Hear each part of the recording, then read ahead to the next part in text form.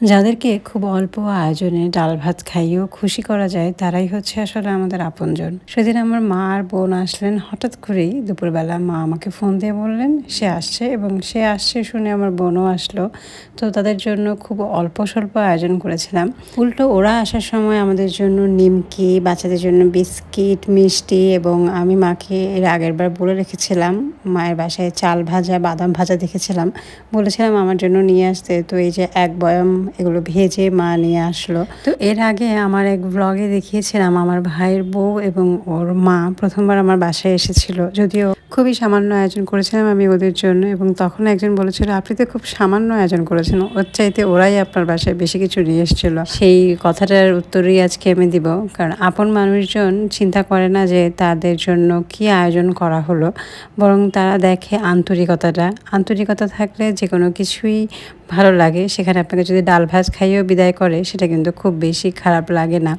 আর অনেক কিছু খাওয়ানোর পরেও যখন কারো কাছে আন্তরিকতার ছোঁয়াটা পাওয়া যায় না, সেটা বরঞ্চ খারাপ হয়। তো যাই হোক, আমার সেই ভাইয়ের বউ এবং তার মা বেশ ভালোই বুঝেছিলেন আমার আন্তরিকতা। তাই ওনাদের কাছ থেকে আমি তো এই ধরনের কোনো কিছু পাইনি যে ওনাদের কাছে মনে হয়েছিল আমি তেমন কোনো আয়োজনই করিনি। যা করেছিলাম তারা বেশ খুশিই হয়েছিলেন। আমার কাছে তাই মনে হয়েছে। তো ছোট মনের মানুষ যারা, তারা এরকমই কথা বলবে, তারা বলবে বা অনেক কিছুই বলবে। তো সেসব আসলে ধরতে হয় না। এটা অনলাইন প্ল্যাটফর্মে এসে অনেক আগেই বুঝেছি।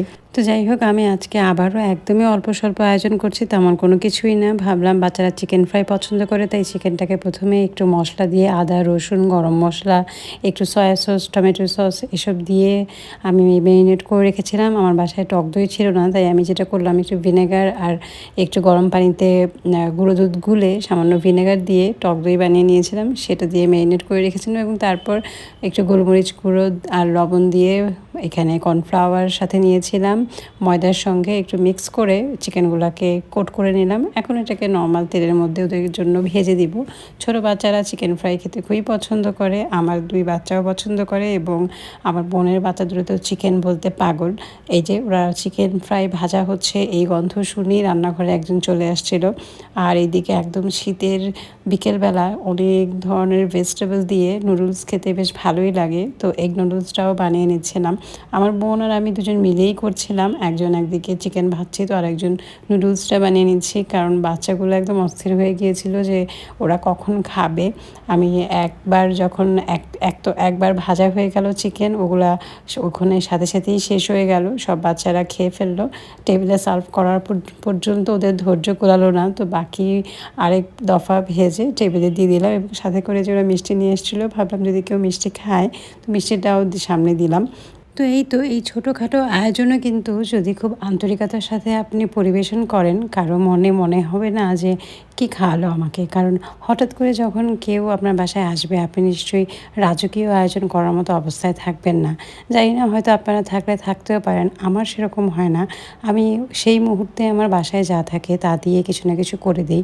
আমার ভালো লাগে অল্প হোক তবুও নিজের হাতে কিছু না কিছু করে খাওয়াতে, এবং সেটা ইনস্ট্যান্ট মাথায় যা আসে তাই করি, বা হাতের কাছে যা থাকে তাই দিয়েই করি। এবং সেক্ষেত্রে চিন্তা করি না যে সেই মানুষটাকে আমি অল্প দিলাম না বেশি দিলাম। তো যাই হোক, আমার ভাইয়ের বউ এবং তার মা, ওনারা দুজন বেশ খুশি ছিলেন, আমরাও বেশ ভালো সময় কাটিয়েছিলাম যেমন আজকে কাটালাম। খুব অল্প আয়োজনেও আমার মা এবং বোনের সঙ্গে খুব সুন্দর সময় কাটালো আমার বাচ্চারা। এটা নিশ্চয়ই আমি খুব রাজকীয় আয়োজন করতে গেলে পারতাম না। আর অল্প বেশি ব্যাপারটা আসলে মানসিকতার ব্যাপার, আপনি কীভাবে দেখছেন। তো যাই হোক, আজকে আমি এখানেই বিদায় নিচ্ছি।